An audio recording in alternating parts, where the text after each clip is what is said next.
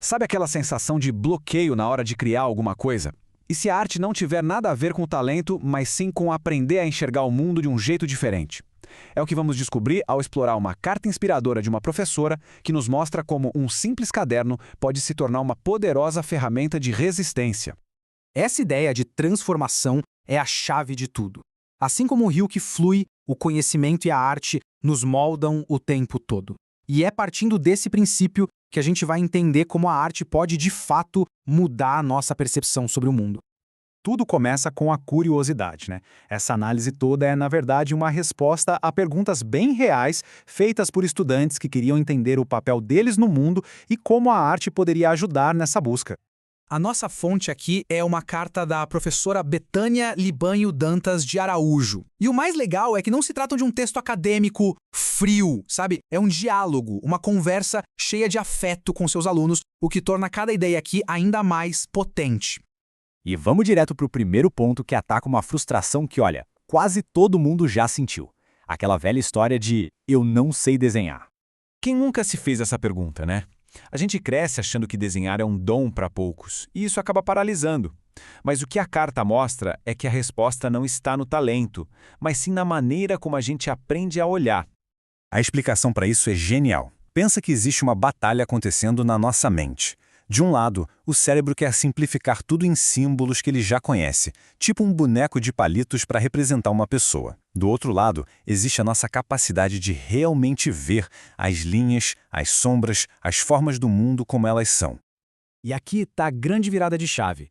Desenhar não é um talento mágico, é a habilidade de ver. E a melhor parte é que ver, como qualquer outra coisa, pode ser aprendido, pode ser treinado por qualquer pessoa. Mas essa ideia de aprender a ver vai muito além de um pedaço de papel. Ela se transforma numa ferramenta poderosíssima para a gente entender o mundo, não importa qual seja a nossa área de atuação. A professora chama essa ferramenta de caderno de campo. Pensa nele não como um diário pessoal, mas como um laboratório portátil. É ali que as perguntas e as grandes ideias começam a nascer, não de livros, mas da observação direta da vida. E o processo é todo um ciclo. Primeiro a gente observa a realidade sem filtros, de forma crua. Depois essas observações são enriquecidas com teorias, com outras ideias. E, o mais importante, tudo isso leva a uma ação concreta e planejada para a gente tentar mudar o mundo ao nosso redor. A lição aqui é muito clara. Essa prática não é só para artistas. Observar, desenhar, anotar é, na verdade, uma forma de pensar.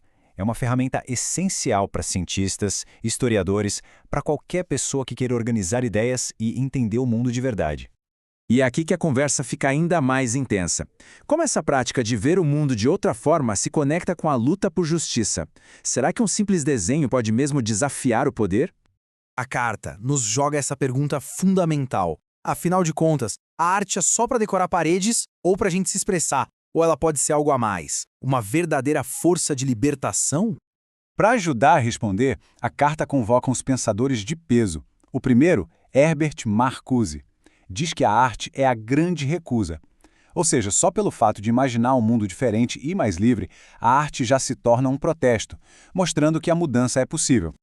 Depois vem Theodor Adorno, com um alerta importante. A arte só liberta de verdade quando ela se recusa a virar só mais um produto na prateleira. A função dela não é ser agradável, mas sim esfregar na nossa cara as verdades inconvenientes da sociedade.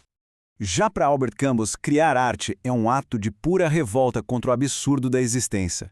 Em um mundo que parece caótico, dar forma a alguma coisa é impor um sentido. E isso, para ele, é o testemunho máximo da nossa liberdade.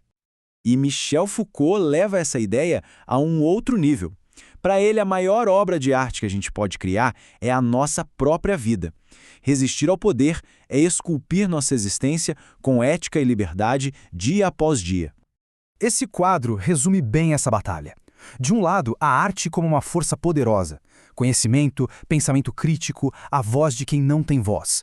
Do outro, a forma como o sistema tenta domesticar a arte, transformando ela em um hobby, num luxo para poucos ou em mero entretenimento para distrair. A conclusão, então, é muito forte.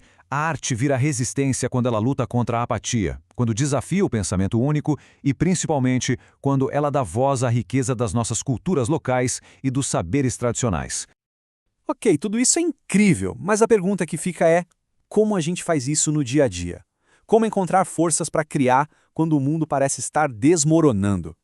A carta não ignora o nosso cansaço. Muito pelo contrário, ela encara de frente a exaustão e o desespero que tantas vezes nos paralisam. Mas, em vez de se render, ela oferece uma ferramenta para a gente seguir em frente. E essa ferramenta vem de uma ideia genial do educador Paulo Freire. Ele nos lembra que existe o verbo esperar, que é ficar parado, aguardando. Mas existe também o verbo esperançar. E esperançar não é ter esperança, é agir, é se levantar, se juntar a outras pessoas e construir a mudança que a gente quer ver. E no fim, tudo se resume a esta frase. É a síntese perfeita. A arte não muda o mundo diretamente. A arte muda as pessoas. E são as pessoas que, transformadas, mudam o mundo. Por isso mesmo, no final, a carta não nos dá respostas prontas. Ela nos devolve ao ponto de partida. A pergunta. O convite está feito.